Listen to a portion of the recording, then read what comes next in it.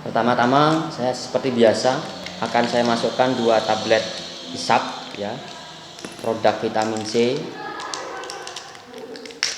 Sebelumnya saya hancurkan terlebih dahulu untuk mempercepat proses pelarutannya dalam pelarut Aquades.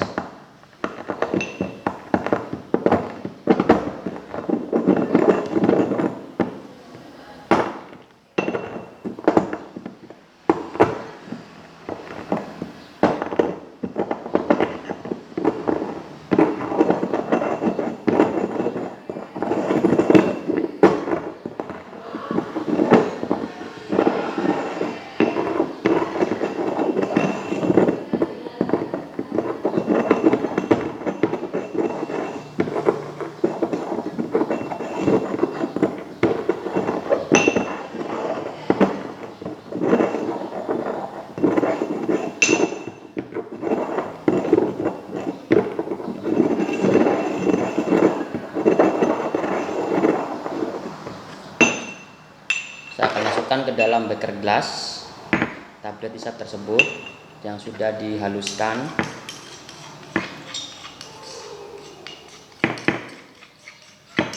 Karena produknya berwarna kuning, nanti kemungkinan hasilnya agak berbeda dengan yang ada di teori, dikarenakan terdapat pewarna ya dalam sediaan tersebut.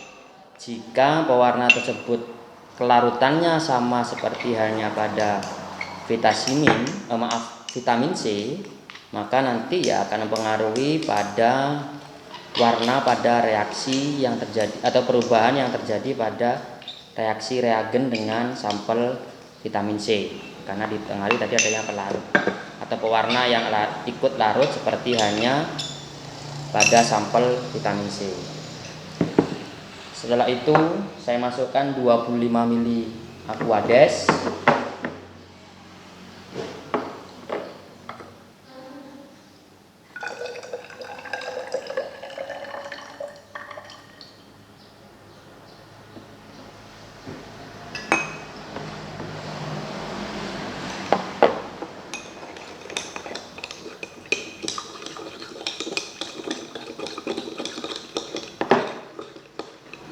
Harusnya banyak yang larut ya, karena namanya tablet isap pasti kebanyakan dia hampir semuanya komponen yang ada dalam tablet tersebut larut dalam Aquades, biasanya seperti itu.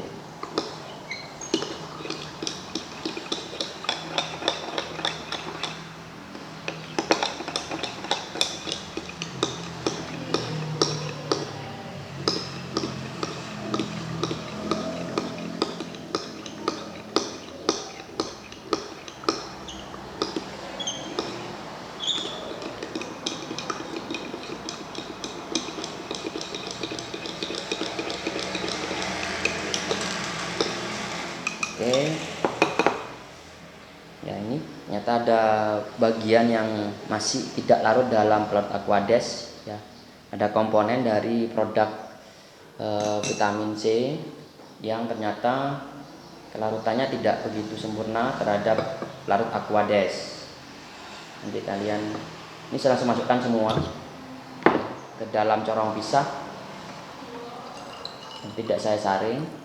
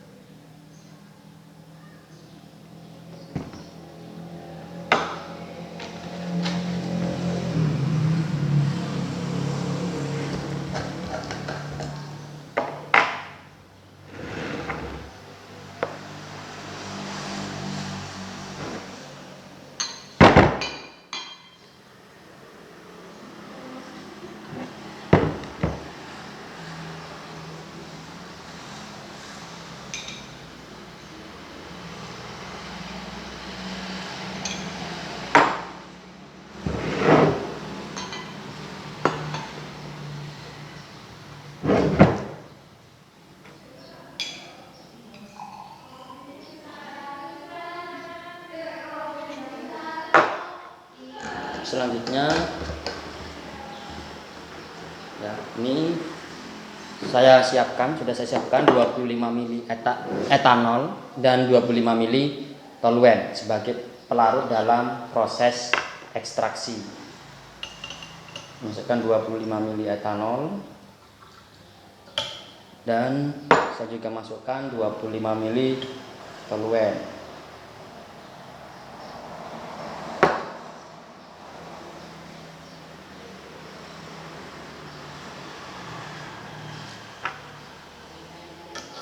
Ke dalam corong pisang.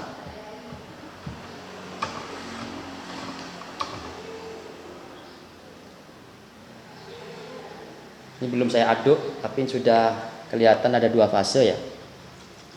Sebelum diaduk sudah ada 2 fase. Sebelum dikocok, sama maksud saya sebelum dikocok sudah ada 2 fase. Sekarang saya kocok kuat-kuat.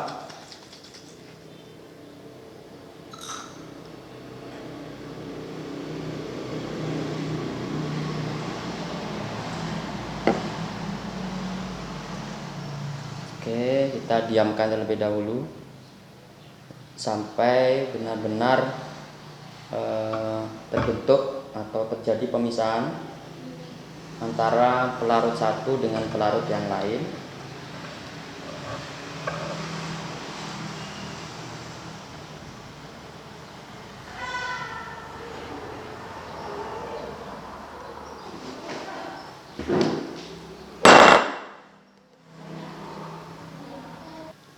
Baik, setelah beberapa menit saya diamkan, dari sini terlihat, kalian bisa melihat bahwa di situ ada 2 fase yang nampak pada ekstraksi. Yang pertama ini fase atas yang disertai gelembung, yang kelihatan sangat bening, Kemudian ada fase yang di sini, ada fase yang berwarna kuning. Yang ini adalah endapan yang memang tidak bisa larut baik dalam fase atas maupun dalam fase bawah. Jadi tetap tidak larut. Jadi saya anggap dia ikut fase bawah saja dan tidak akan saya gunakan. Itu hasil ekstraksi yang kita dapatkan pada ekstraksi vitamin C pada 2 pelarut, yaitu etanol dan toluen. Selanjutnya ini akan saya ambil ya. Akan langsung saya pisahkan.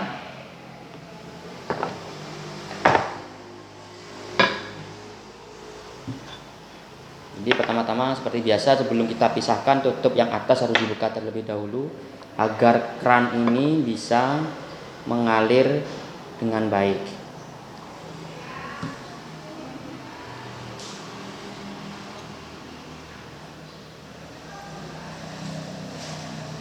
Fase bawah saya ambil.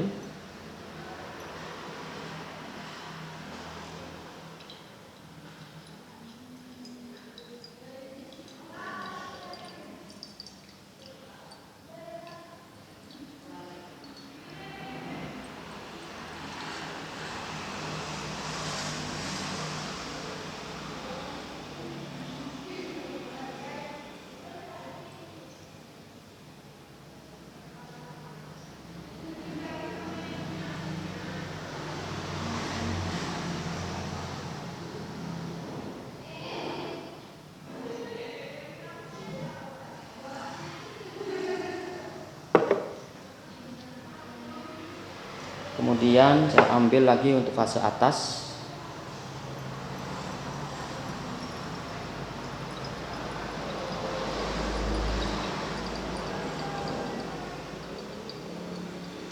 Ya lagi ya, untuk memaksimalkan fase tersebut sebenarnya butuh waktu yang harus lebih lama, sehingga pemisahan antara pelarut satu dengan pelarut yang lain dapat terjadi secara sempurna. Karena kita juga terbatas oleh waktu dan saya harus membuat video pada percobaan yang lain, makanya ini saya persingkat waktu pemisahannya. Jadi untuk pendiamannya saya juga persingkat. Ini nanti kita dapatkan fase bawah ya, warnanya sangat kuning kental, kuning pekat. Ini adalah fase atasnya yang lebih berwarna bening atau tidak berwarna. Setelah itu, seperti yang ada dalam petunjuk praktikum, kita akan uji masing-masing fase ke dalam beberapa reagen yang sudah kita siapkan. Pertama, saya masukkan fase bawah. Saya tambahkan dengan reagen FeCl3.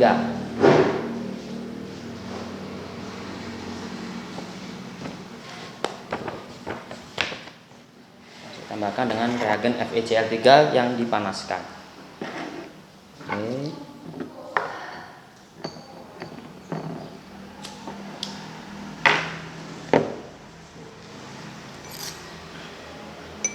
Saya ambil 10 tetes.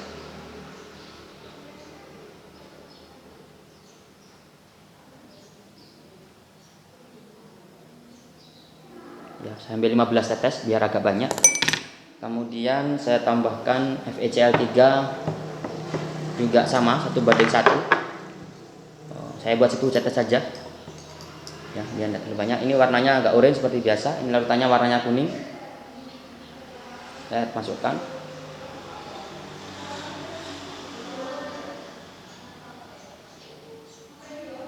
Saya masukkan 7 tetes saja. Oke. Sebelum dipanaskan masih larutannya berwarna perpaduan kuning dengan orange ya, berarti mengarah ke arah orange ya, jadi tidak terlalu kuning lagi. Bagaimana ketika nanti dipanaskan?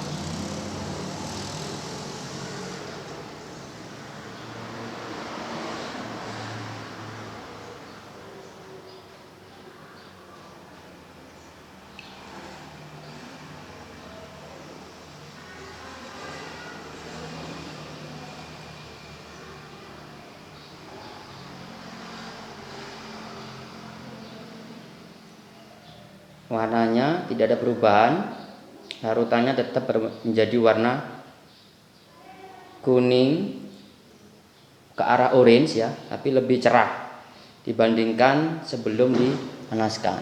Jadi ini kalau kelihatan seperti coklat ya, kuning orange yang lebih terang warnanya.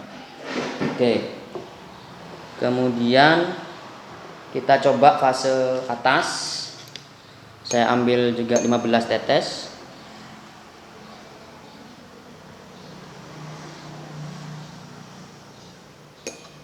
Saya tambahkan dengan 7 tetes FeCl3.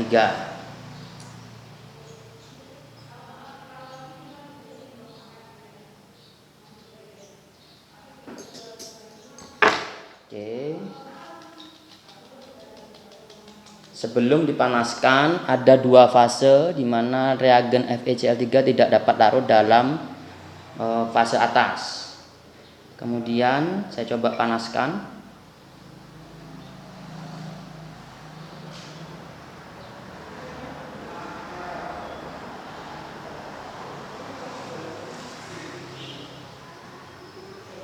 Sama ya, hasilnya tetap sama, tidak ada perubahan.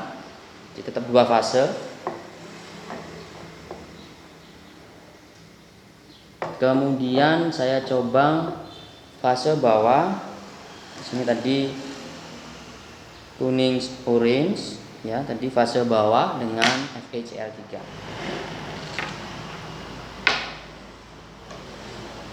Fase bawah saya coba masukkan lagi sebanyak 15 tetes.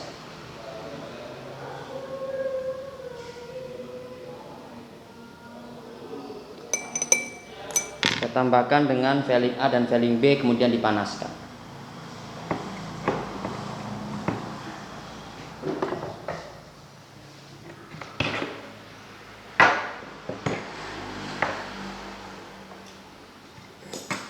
Saya ambil 5 tetes.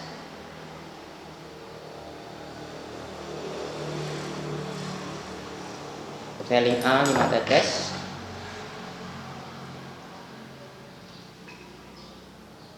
Kemudian Velling B juga 5 tetes.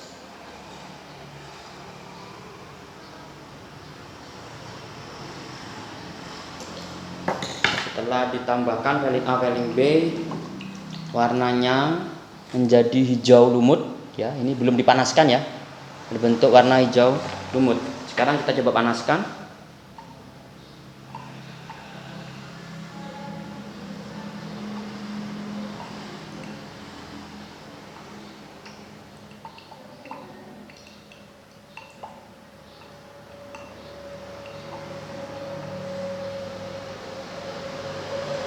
Sekarang warnanya berubah menjadi endapan coklat ya. Endapan coklat, lebih ke arah merah bata atau coklat ya. Di sini endapannya berubah menjadi warna merah bata atau endapan coklat. Oke. Itu fase bawah. Kemudian sama saya coba fase atas.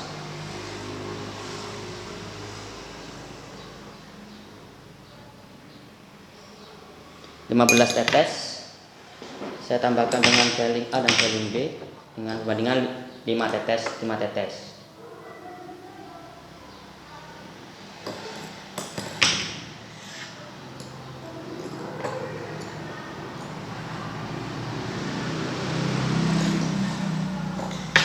Warnanya terbentuk larutan berwarna biru, namun ada dua fase. Biru adalah mungkin campuran antara veiling A dan veiling B, namun tidak bercampur atau tidak bereaksi dengan fase atasnya. Jadi ketika ini saya coba panaskan, apakah terjadi perubahan warna?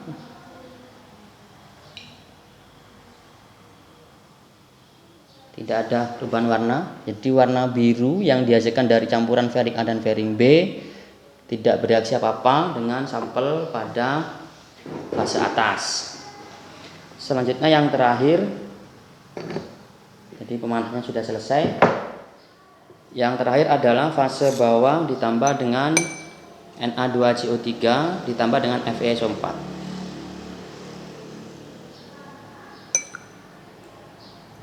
Saya ambil 15 tetes fase bawah. Saya tambahkan dengan natrium karbonat atau Na2CO3 5 tetes.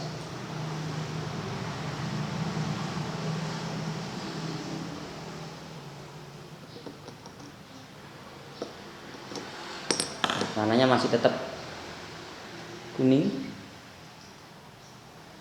Kemudian saya masukkan FeSO4.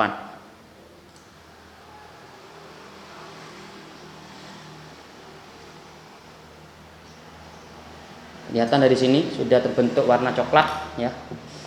Perubahan dari kuning menuju ke coklat, sangat coklat ini warnanya. Kalian bisa lihat di sini warnanya menjadi warna coklat ya. Jadi FeSO4 ditambah dengan Na2CO3 dengan sampel fase bawah terbentuk larutan berwarna coklat. Terakhir adalah fase atas. Sama kurang lebih 15 tetes. Saya masukkan 5 tetes Na2CO3 ditambah dengan ini tidak ada perubahan, ini masih ada dua fase. FeSO4 juga 5 tetes. Yang terjadi terbentuk larutan berwarna orange ya, orange, dan ini kemungkinan lihat dari larutannya FeSO4 berwarna kuning bening. Ya, di sini untuk warna orange, dua fase, di mana fase atas masih ada bening, di mana fase bawah menjadi warna orange, yang kemungkinan ada reaksi antara Na2CO3 dengan FeSO4 saja.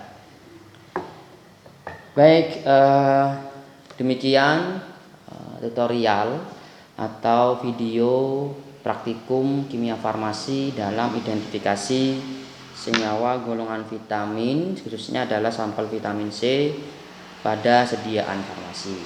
Minggu depan adalah pertemuan terakhir di mana kita akan hanya bahas sampel antihistamin.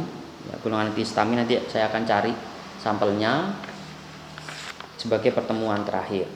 Semoga bermanfaat. Saya tidak bosan-bosan mengingatkan untuk kalian melakukan diskusi untuk memahami jika ada hal-hal yang dirasa tidak bisa dipahami dengan baik atau perlu ada pertanyaan yang butuh dilakukan diskusi. Semoga bermanfaat. Assalamualaikum warahmatullahi wabarakatuh.